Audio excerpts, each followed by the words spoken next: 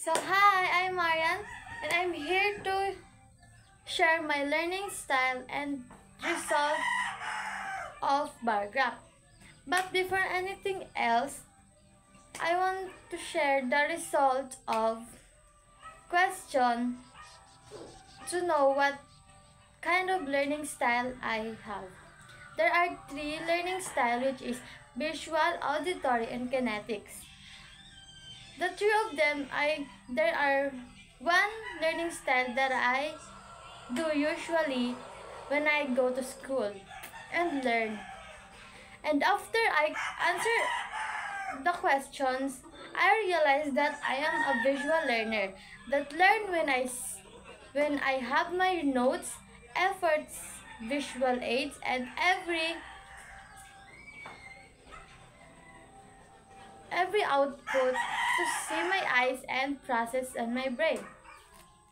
So now, I want to share. So, as you can see, ito na yung bar graph about sa learning style ko. At yung section 1 is 80% and section 2 is 60% and section 3 is 70% and section 4 is 90%. Section 5 is 80 and section 7 is 70 and section 8 is 80 and section 9 is 60.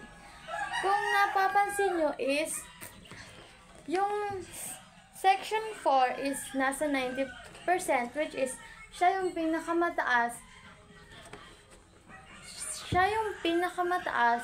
sa learning style ko. Kasi yung iba dito is hindi parts ng visual, kundi ginagamit is kadalasan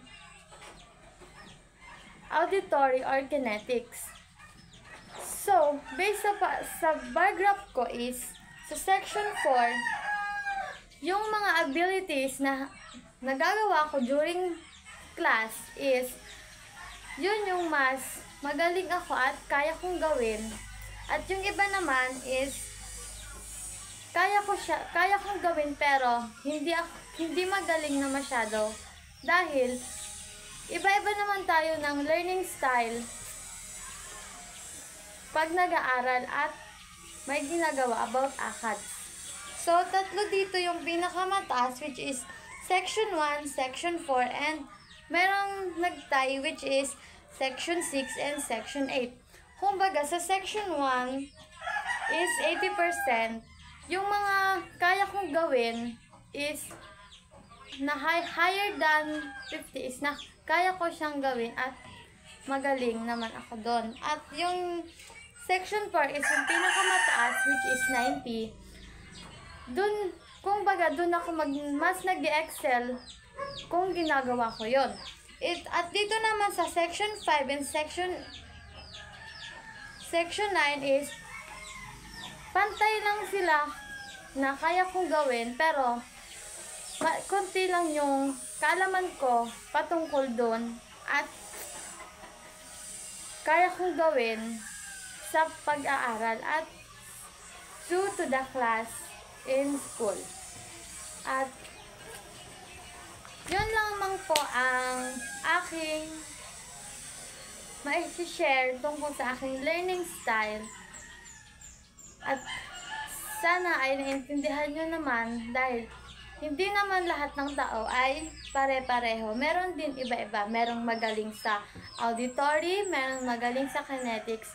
At ako ay kaya ko at mas natututo ako pag visual, tuturo at ginagawa ng nagtuturo. At yun lang, at thank you very much.